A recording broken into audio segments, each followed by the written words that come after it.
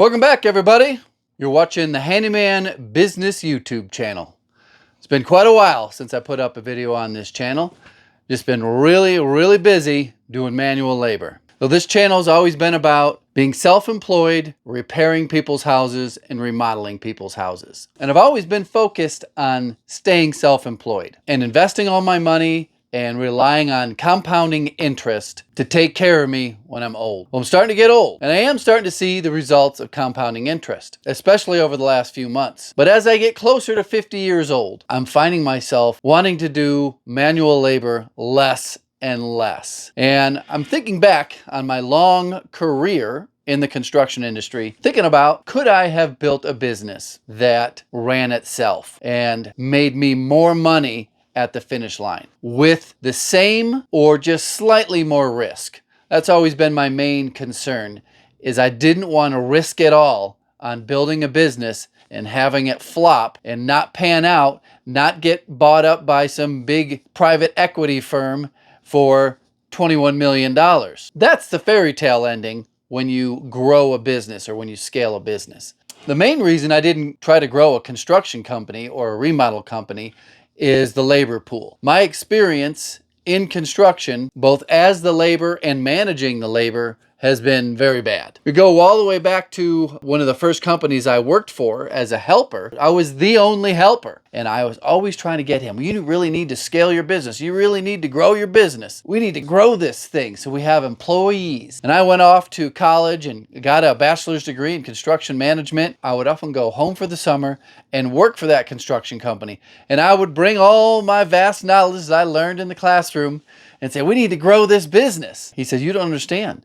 There's nobody wants to work. Nobody wants to work. And I would always say, well, what about these other big companies? How do they do it? There's a reason the big companies can do it and the little companies can't do it. And that big jump there is where you put your risk. You put all your eggs in the basket of getting from a couple guy operation to a big company that has a lot to offer an employee, to get a decent employee.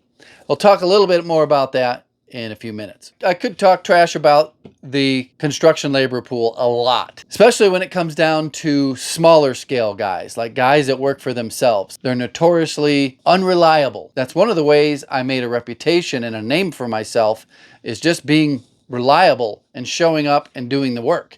Nothing spectacular. No high levels of craftsmanship here. Just show up and do the work. And that's where finding employees that do manual labor is difficult. The guys that can't run their own business, you probably don't want to send them out into customers' houses. The guys that are competent enough to run their own business, and these days that's super easy. If you download an app like Jobber, the business operations are automatically taken care of. It now has artificial intelligence to help you streamline the process. A regular guy with some tools does not need to be an employee anymore. He can be a legit business and be out on his own. I don't know if you guys have a system in place to run your business. I do suggest Jobber. I'll put a link in the description. Download it, learn how to use it, and get back to me. Tell me if it's worked for you. It's another way to appear more professional than you really are and appear bigger than you are. I highly suggest it if you are staying self-employed. But this video is about growing your business.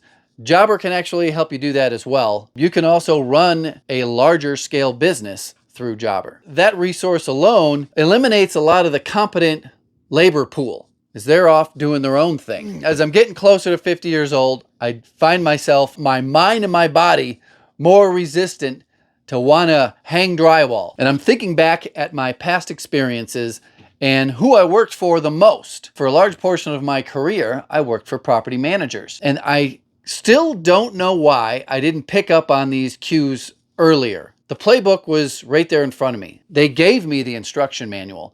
I did so much work for these property managers, I could have became my own property management company. While I'm talking about property management companies, I wanted to take a quick second to talk to the guys who don't have enough work. I've been getting more and more emails and messages through Patreon from guys who are not making enough money. They either can't find enough work or they can't find enough jobs that pay high enough. I've always said you got to provide high value for the money. build that reputation, and the doors will start opening for you. Property management companies can keep you busy. If you are reliable, they will keep giving you work. You may have to work more hours and more days to increase your volume to make more money. Property management companies typically don't pay as much as a homeowner would. That's just basic common sense. And you might be wondering, how did I make so much money working for property managers if they typically don't pay as much? In that market of handymen, there's not very many guys that are reliable that you can call up and they will show up on time, clean cut, know how to talk to the tenants, get the job done. I had a high volume of work through the property management company. All these properties have owners that live in their own house. Well, who do you think the first person they're going to call when they have a problem with their own house? They call the property management company and say, hey, do you know anybody that can do this? Anybody that can do that? So I transitioned from working on tenant houses to the owner's houses. And it just kind of snowballed from there. You show up, you do the work, you're on time, and you're reliable. So back to, why didn't I start a property management company?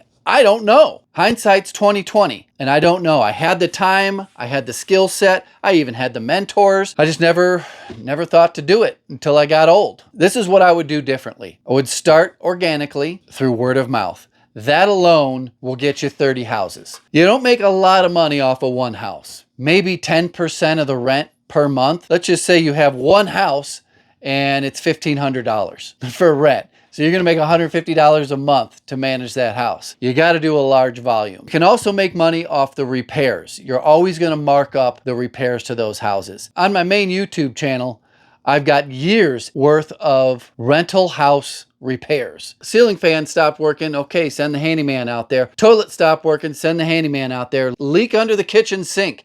Send the handyman out there. How many garbage disposals have you guys watched me replace?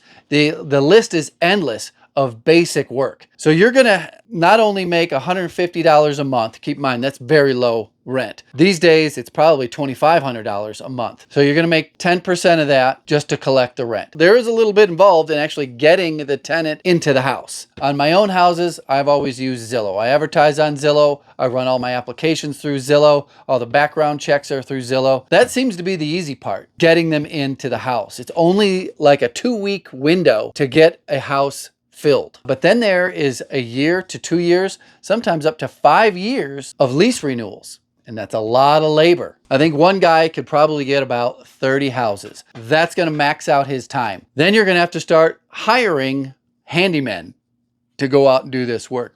The beauty with property management is they're never working for the actual homeowner. They're working for you, and you have low expectations because you know the business. And if a tenant complains, they complain to you. They don't complain to the property owner. They don't even know who the property owner is, and you can deal with it. That introduces a different level of stress and skill set, managing people, managing conflict, that a lot of handymen don't have. But it is a skill that you can learn. The unreliable labor, they're going to miss their day. They're going to show up late. That's to be expected. Once you're to the point where you can't manage any more houses and you're ready to make the big jump to build something that can be sold for $20-30 million, you have to scale. At that point, you're probably going to need to either invest a lot of your own money or somebody else's money. An option that I recommended in the past for guys who need money to invest in their business is Revenued. Revenued's a business card. They'll give you up to $250,000. That does depend on how much your business makes. The application is not based off your personal credit, but it's based off of how much money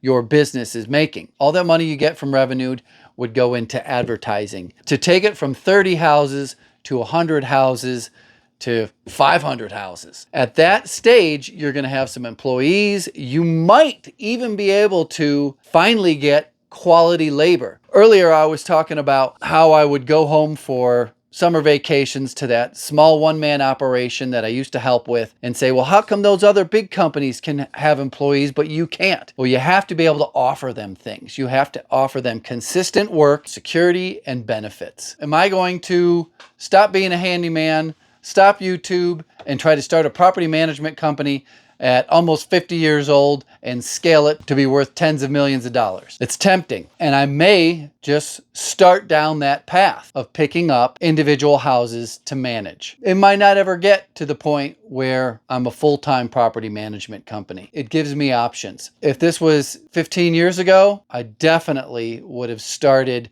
picking up those property management houses. I can remember in the past people asking me, hey, do you know anybody that does property management? And it should have been, well, I do property management. Here's my website. Back then, people still use business cards. These days, having a presence on social media and a website is important for starting a business. As you know, I pulled all my social media and all my websites regarding my home improvement business because I can't take on any more work. Anytime I go out to a social event, I don't tell people what I do because I don't want them to say, oh, I got this work. Oh, I know someone who needs this done. Oh, let me get your number because we need this done. We need that done. Let's start the discussion down below. How many people have started their own property management company? What level are you at? Do you have 5 houses? Do you have 10 houses? 30? 200? If you have 200 houses, you probably don't have enough time to watch YouTube videos. I kind of wish I could go back in time and do things a little bit different because of the age thing. There's no way I can work at the pace that I could when I was 30 or 35. It's just not going to happen. That means money is going to fall off because when you're self-employed, you don't make money when you sleep. You only make money when you have tools in your hand. What does make money in my sleep is all the money that I saved and invested. That's what's gonna, save me out of this whole thing. I don't discourage staying self-employed at all. It's low risk, and if you are diligent about saving money and you make enough money to cover all your expenses and pay taxes and invest, then the compound interest will really pay off once you hit that 50-year-old mark. But you got to have a lot of money. You got to have at least $1 million, $2 million invested to really make any significant returns. If you got $1 million, you got your money invested very well, you're going to make 10%. You can never take 10% out. You're going to have to pay taxes. You're going to have to pay inflation. And then you got a few percent left over that you can actually use. So on $1 million, 3% is only $30,000 a year that you can actually keep. $2 million, you probably want to keep 60 grand off of $2 million invested. And that also depends on what age group you're in. If you're, in your 70s, you might want to pull out more. You maybe just want to beat inflation and you can pull out maybe 5% on your $2 million would give you $100,000 a year. I want everybody to comment. I want to spend hours reading them. And I want you guys to also read everybody's comment. Join me on Patreon. There's a lot of behind the scenes activities from the main YouTube remodel videos, some behind the scenes repairs, some business videos. It's also the only way to get directly in touch with me. Thanks for watching. Goodbye.